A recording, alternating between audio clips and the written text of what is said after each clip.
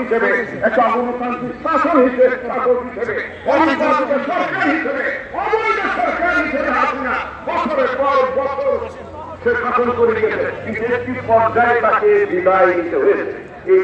এটি হচ্ছে রাজনৈতিক নেতার দূরদর্শিতা। নেতাকে জানতে হয়, নেতাকে বুঝতে হয় কখন কোনটা করতে। আমরা সৌভাগ্যবান, আমরা সেই নেতার নেতৃত্বে রাজনীতি করি যিনি জানেন সময় কখন সঠিক হবে, কখন কোন কাজটি করতে হবে সেটাই তিনি করেছেন এবং আমাদের দলকে সঠিক নির্দেশনা দিয়ে তিনি নিয়ে গেছেন।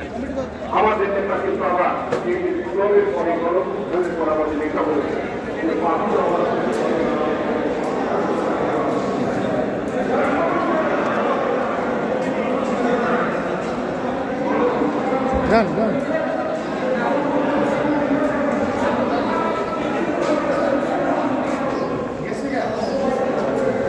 এমনি তো অন্ধকার।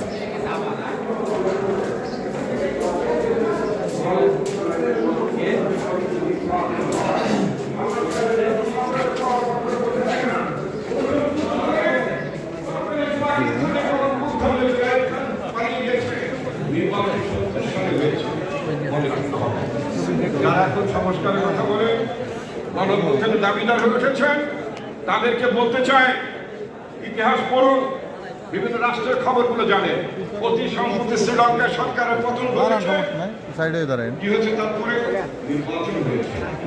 ইউএসএ সরকারের পতন হয়েছে গণঅভ্যুত্থানের মাধ্যমে, নির্বাচন হয়েছে, তারপরে নির্বাচন হচ্ছে সলিউশন। বাংলাদেশে গণঅভ্যুত্থান করেছে বাংলাদেশের জনগণ, এখানেও নির্বাচন হতে হবে, নির্বাচন ছাড়া কোনো বিকল্প নেই। আজকে আমার পার্টির ভারপ্রাপ্ত চেয়ারম্যান উপস্থিত, আমি একটি কথা বলতে চাই। এই সত্য কথা অনুধাবন করেছেন আমাদের বাংলাদেশের সেনাবাহিনীর প্রধান। তিনি একটি সাক্ষাৎকারে বলেছেন, তার সাক্ষাৎকারটি পড়ছিলাম। তিনি বলেছেন, সাংবাদিক জিজ্ঞেস করেছেন, পত্রিকাটির নাম হয়তো আমি তুলছি না, যাই হোক, বলছেন 15 বছরে বিচার ব্যবস্থা, নানা প্রতিষ্ঠান, পুলিশ থেকে শুরু করে সবকিছু ভেঙে দিয়েছে, এটার জন্য কি করা দরকার? তিনি বলেছেন নির্বাচন।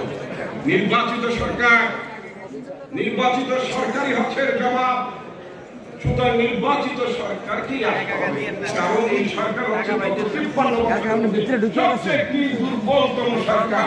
এই দুর্বলতম সরকার যদি অব্যাহত থাকে সংস্কারের নামে, বাংলাদেশের জাতীয় নিরাপত্তা সংকটের মধ্যে পড়ে যেতে পারে। সুতরাং অনতি বিলম্বে নির্বাচন দিতে হবে। নির্বাচন নিয়ে ভয় কিসে? সংস্কারের জন্য নির্বাচন বিলম্ব করছেন নাকি নতুন দল বানাবার জন্য নির্বাচন বিলম্ব করছেন? এটা তো মানুষ জানতে চায়। ধানায় পানায় কিন্তু চলবে না, ধানায় পানায় করার সময় না।